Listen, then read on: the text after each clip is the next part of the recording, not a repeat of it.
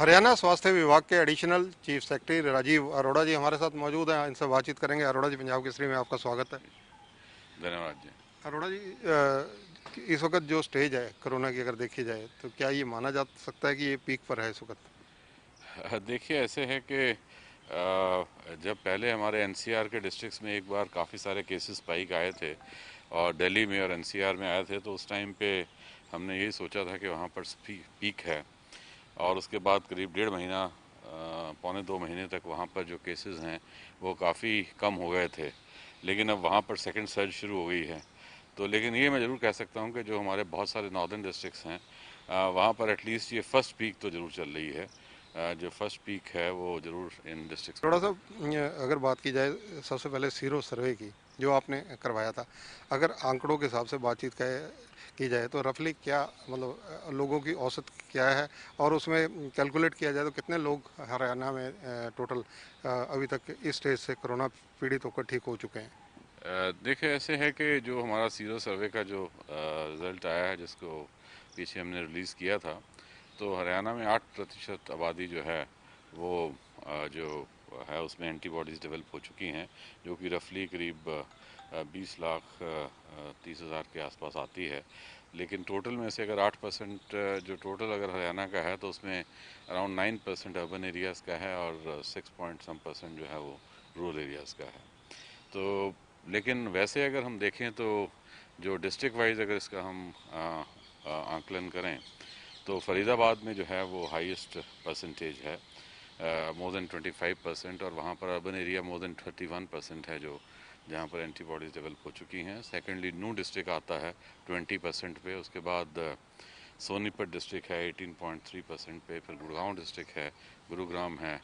और लेकिन इन सब एरियाज़ में भी जनरली जो अर्बन एरियाज़ हैं वहाँ पर, क्योंकि वहाँ जनरली डेंसिटी ऑफ पॉपुलेशन ज़्यादा है, वर्किंग पॉपुलेशन है, इंडस्ट्रियल क्लस्टर्स हैं, बिजनेस क्लस्टर्स हैं, तो इसलिए वहाँ पर जो है इंसिडेंसेस का ज़्यादा है। लेकिन ओवरऑल अगर देखें तो जो 8% है अभी भी कोई बहुत ज़्यादा नहीं है। तो उससे ये भी लगता है कि जो काफ़ी सारी पॉपुलेशन है वो अभी भी वनरेबल है इसके लिए। तो इसलिए हमें इसका पूरा ध्यान रखना पड़ेगा। एंड उम्मीद करते हैं कि जो स्टेप्स स्टेट गवर्नमेंट ले रही है उससे हम इसको कंट्रोल कर पाएंगे। अरोड़ा साहब, जो ऑक्सीजन की कमी की बात आ रही है उसको नियंत्रित करने के लिए कि ऑक्सीजन हर ज़रूरतमंद तक पहुंचे और मिले, क्या कदम उठाए गए हैं? देखो, फर्स्ट ऑफ ऑल मैं आपको एक चीज़ बड़ी क्लियर कहना चाहूँगा कि ये जो ऑक्सीजन की कमी है ना, ये बहुत सारी स्टेट्स में है, लेकिन हरियाणा उनमें से शामिल नहीं है। इनफैक्ट 14 सितंबर को एक भारत सरकार के द्वारा भी एक वीसी की गई थी स्पेसिफिकली ऑक्सीजन को लेके। और उसमें भी ये बड़ा क्लियरली उन्होंने भी ये माना और हमने भी उनको बताया कि एटलीस्ट जहाँ तक हरियाणा की बात है, हमारे यहाँ पर किसी प्रकार की भी कोई ऑक्सीजन की कमी नहीं है। इनफैक्ट हमारे जो एयर सेपरेशन यूनिट हैं वो 4 एयर सेपरेशन यूनिट हैं हरियाणा में, with a daily production capacity of 260 metric tonne. और पर डे तो हमारी कंजम्पशन 1.5-2 टन से भी ज़्यादा नहीं होती है। तो इसलिए किसी प्रकार की कोई यहाँ पर कमी नहीं है। भारत सरकार ने पहले से जो ऑक्सीजन, लिक्विड ऑक्सीजन को असेंशियल ड्रग डिक्लेयर किया हुआ है, जिससे कि उसकी सप्लाई रेगुलेटेड है। और हमारा जो चीफ ड्रग कंट्रोलर का ऑफिस है उसको बाकायदा उसको रेगुलेट कर रहा है। डेली बेसिस पे हम इसको मॉनिटर करते हैं, आज से नहीं कर रहे। ये तो अखबारों में थोड़ा कई स्टेट्स का अब आना शुरू हुआ है, लेकिन हम तो इसको पिछले 4 महीने से रेगुलेट कर रहे हैं। Adequate quantity of B and D type cylinders जो हैं वो हमारे सिविल हॉस्पिटल्स में और हर जगह मौजूद हैं। और इसके अलावा बहुत सारे जो हमारे हॉस्पिटल हैं और दूसरी हेल्थ इंस्टीट्यूशंस हैं, वहाँ पर बाकायदा प्रॉपर गैस मैनीफोल्ड पहले से लगे हुए हैं। और कई बहुत सारे हॉस्पिटल हैं जहाँ पर अभी इन्हीं दिनों में हमने लगाए हैं, ताकि ऑक्सीजन की सप्लाई को ऑगमेंट किया जा सके। रफली स्पीकिंग जो स्टेट गवर्नमेंट का ये डिसीज़न है कि जो हमारा गवर्नमेंट हेल्थ सिस्टम है उसमें कोई भी ऐसा बेड नहीं होना चाहिए जिसकी ऑक्सीजन के साथ, जो लिक्विड ऑक्सीजन या मेडिकल ऑक्सीजन है उसके साथ कनेक्टिविटी ना हो। हर बेड की जो है वो कनेक्टिविटी ज़रूर होनी चाहिए। और जब हम ऑक्सीजन की सप्लाई को रेगुलेट करते हैं और इंश्योर करते हैं कि कहीं कमी ना हो, तो उसमें जितने हमारे प्राइवेट हॉस्पिटल्स भी हैं उनकी भी सप्लाई की तरफ उतना ही ध्यान दिया जाता है, ताकि जहाँ जहाँ पर भी पेशेंट्स अवेलेबल हैं, चाहे वो डिस्ट्रिक्ट कोविड केयर सेंटर्स में हैं, कोविड हॉस्पिटल्स में हैं, डेडिकेटेड कोविड हॉस्पिटल्स में हैं, दूसरे प्राइवेट इंस्टीट्यूशंस में हैं, सब जगह पर जो ऑक्सीजन की सप्लाई है डेली बेसिस पे मॉनिटर की जाती है। अरोड़ा साहब, जो लोग होम क्वारंटीन है, कोरोना पॉजिटिव है, उनको अंकलित करने के लिए, उनको चेक करने के लिए किस प्रकार की व्यवस्था आपके विभाग ने की हुई है? देखो, फर्स्ट ऑफ ऑल तो मैं ये कहूँगा कि जो लोग पॉजिटिव आ जाते हैं फिर उसके बाद हम उसको होम क्वारंटाइन नहीं, उसको होम आइसोलेशन कहते हैं। तो होम आइसोलेशन के लिए बहुत डिटेल्ड गाइडलाइंस जो हैं हमने पहले से इशू की हुई हैं, जिसमें जो हमारी टीम्स हैं उनको रेगुलर बेसिस पे उनके साथ टेलीफोन पे भी इन टच रहती हैं, फिजिकली भी चलती हैं। लेकिन फिर भी इसको और ज़्यादा सुदृढ़ बनाने के लिए, इसकी मॉनिटरिंग को और स्ट्रेंथन करने के लिए हमारे माननीय स्वास्थ्य मंत्री के द्वारा कल एक मीटिंग की गई थी और उसके बाद ये डिसाइड किया गया कि जितने भी लोग हमारे होम आइसोलेशन में हैं उनके लिए हम मोबाइल टीम्स का नंबर बहुत ज़्यादा बढ़ा दें।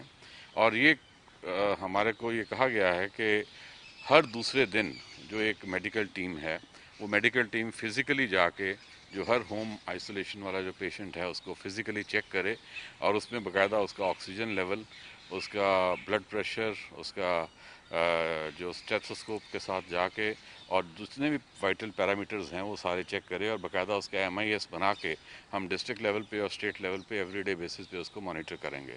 सो उससे ये है कि जो लोग, क्योंकि आप जानते हैं कि जनरली स्पीकिंग हरियाणा में टोटल जितने हमारे पास नए पॉजिटिव केसेस आते हैं उसमें depending on the district 60 to 70% cases जो हैं वो होम आइसोलेशन पे हैं। तो इसलिए ये बड़ा ज़रूरी है कि जो हमारा वाइटल मेडिकल इंफ्रास्ट्रक्चर है, खासकर टर्शरी केयर यूनिट्स हैं या दूसरे हॉस्पिटल्स हैं, उनके ऊपर प्रेशर ना बने, उसको उसके लिए ज़रूरी है कि जो होम आइसोलेशन की सर्विसेज को सुदृढ़ किया जाए। लेकिन इसके साथ साथ ये बहुत ज़रूरी है कि जो भी पेशेंट होम आइसोलेशन में हैं उनकी डेली मॉनिटरिंग की जाए ताकि कहीं ऐसा ना हो जाए कि कहीं पर किसी पेशेंट में डिटेरिएशन हो और उसको शिफ्टिंग की ज़रूरत हो किसी इंस्टीट्यूशन में, किसी हॉस्पिटल में, और उस पर्टिकुलर चीज़ को हम मिस कर जाएं और उसकी वहाँ पर उसको प्रॉब्लम हो जाए। तो इसके लिए इसको बहुत ज़्यादा हमने स्ट्रेंथन किया है।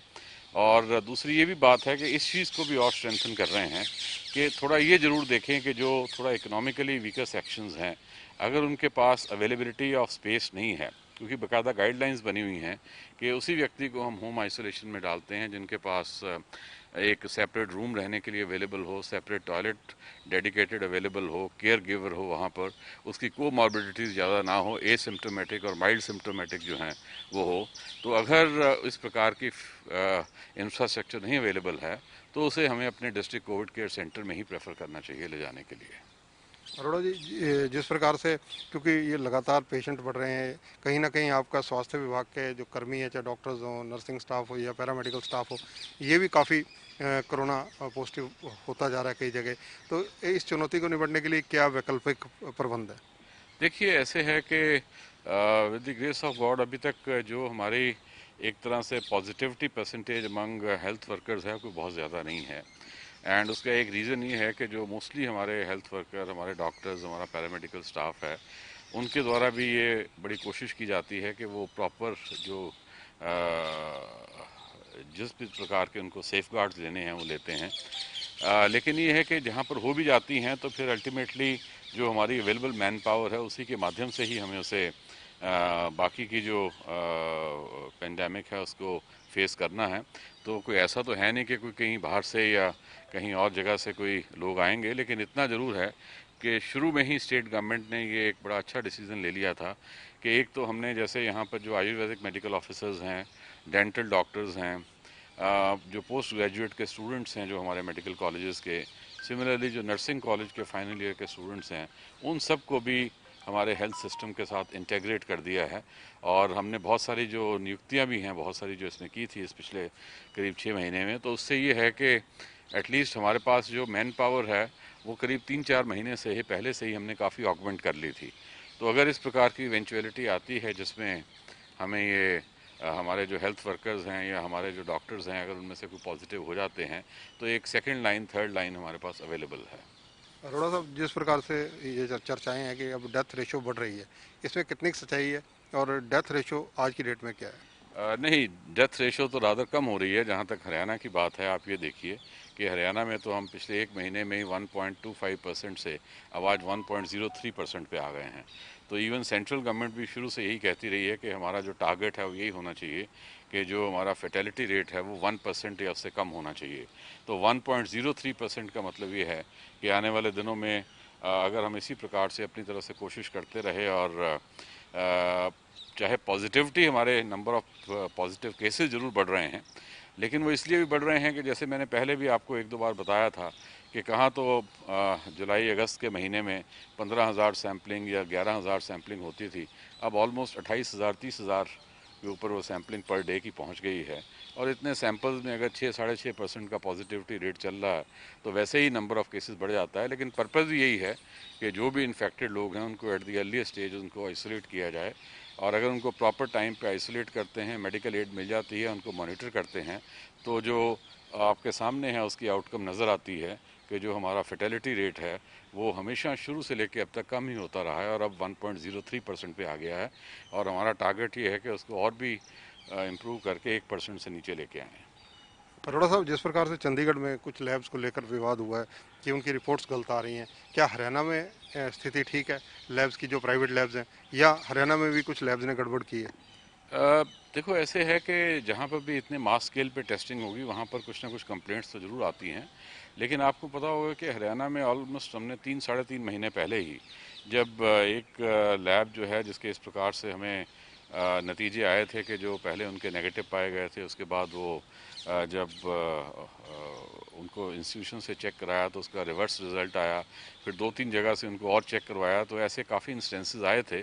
तो उसी टाइम पे ही बाकायदा उनको हमने डिसएम्पैनल भी कर दिया था अपने HMSCL के द्वारा, उनके ऊपर एक FIR भी दर्ज करवाई गई थी और ICMR को भी लिखा गया था कि ये इस प्रकार से हुआ है।